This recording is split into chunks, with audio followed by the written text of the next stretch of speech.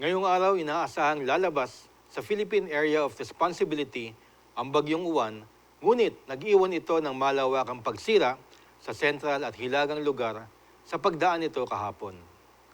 Wala pang accurate details tungkol sa sakunang nangyari sa Catanduanes, subalit tinatayang bilyon ang nasirang mga tahanan, ari-arian na nasalanta ng bagyo. Hindi pa kasama ang nawasak pang agrikultura ng nasabing lugar.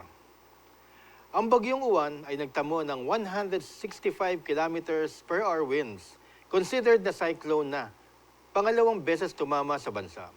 Pero ngayong umaga ay humina na si Uwan at hindi na siya tinatawag na super typhoon. Tumama si Uwan sa Central at Northern Luzon kagabi pagkatapos mag-landfall sa Aurora. Ang hardest hit ng bagyo ay sa Catanduanes. Nabali ang mga puno at umabot hanggang liig ang dinaanan ni Uwan hanggang madaling araw kaninang umaga.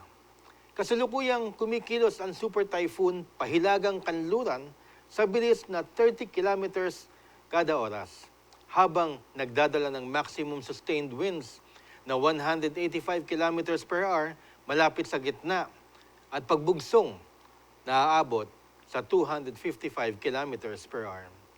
Dadaanan ni Uwan ng bulubunduking terrain ng Northern Luzon at lalabas sa Lingayen Gulf o sa baybayin ng La Union o Ilocos Sur sa Lunes ng umaga. Yan po ang sinabi ng Pag-asa.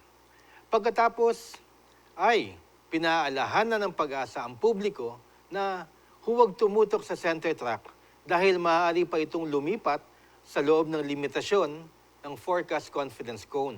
Ibig sabihin, ang malakas na pag-ulan, matinding hangin at storm surge ay maaari pa ring maranasan malayo sa landfall point o center track at maging sa mga lugar sa labas ng forecast confidence cone.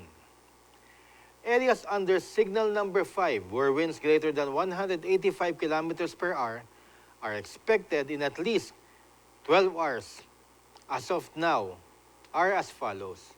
Diyan po sa Luzon, Quirino, Nueva Vizcaya, northeastern portion of Nueva Ecija, Aurora, at ang the following areas meanwhile are under signal number 4.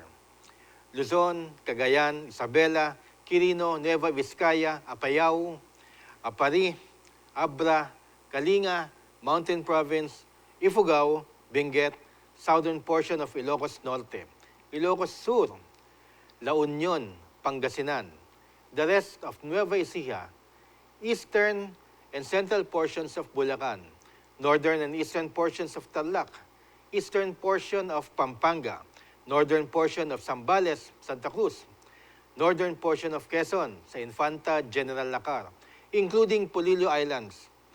At inaasahang bababa ngayong araw ang signal number ng Bagyong Uwan sa kanlurang bahagi naman ng bansa. At yan po ang latest weather update mula sa GNN ngayong oras na ito. Ito po si Butch Serrano para sa The 40th State. Ingat po, Pilipinas!